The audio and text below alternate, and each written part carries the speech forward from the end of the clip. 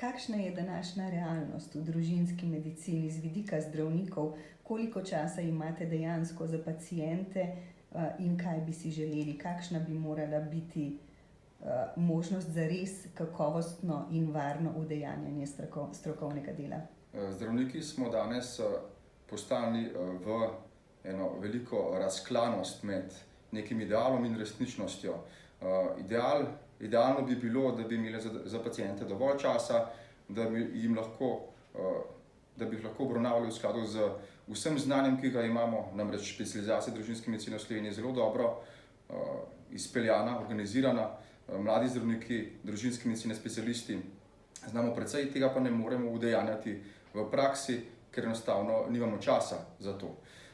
Deloma je to povezano s tem, da smo sistem zbirokratizirali do onemoglosti, da polovico ordinacijskega časa porabimo za administracijo, ki bi jo morali upravljati drugi. Deloma je to povezano s tem, da je zdravnikov enostavno premalo v Sloveniji, zato smo tisti, ki smo v sistemu preobremenjeni.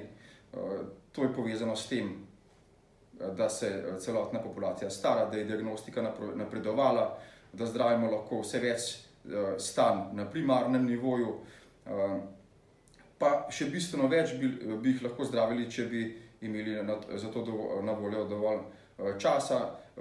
Tako da praktično, če želimo čakalne vrste recimo skrajšati, bi morali krepiti primarni nivo, ne vlagati v sekundarni, terciarni nivo, v dodatne storitve.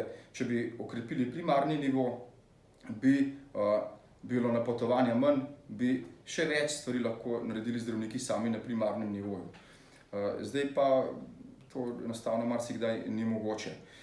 Če bi naredili družinsko medicino privlačnejšo, bi vanjo pridobili mnogo mladih zdravnikov, zdaj zaenkrat pa družinska medicina za njih ni neka izbira na prvih mestih. Najraje se odločajo za specializacije, ki so v družbi bolj cenjene, na primer za kirurgijo, za nevrologijo, za kardiologijo, mogoče za specializacije, kjer je večja možnost privatnega angažmaja, zaslužka, kjer je manj obremenitev vsakodnevnih in tako naprej. Te stvari bo treba nekako enkrat presekati. Kako bi lahko privabili mlade v družinsko medicino? Predvsem tako, da bi zdravnikom dali možnost, da delujejo v različnih organizacijskih oblikah, ki bi jih morali izenačiti, bodisi v zdravstvenih domovih, bodisi v nekih avtonomnejših skupinskih praksah, lahko tudi v obliki koncesij ali pa v kakšnih drugih oblikah, kot jih imajo v razvitih evropskih državah. Pacientom je treba dati na izbiro dovolj kakovostnih storitev, zagotavljati jih mora pa strokovnjaki, ki niso nujno vezani na neke institucionalne okvire, kot jih imamo sedaj v veljavi. Možnosti je veliko, mladi zdravniki smo jih predstavili odločevalcem že večkrat, nekatere so verjetno razumeli, nekaterih niso. Bistveno je, da politika začne poslušati stroko in da se začne zgledovati po dobrih primerih iz tujine, ki jih je v Evropi ogromno.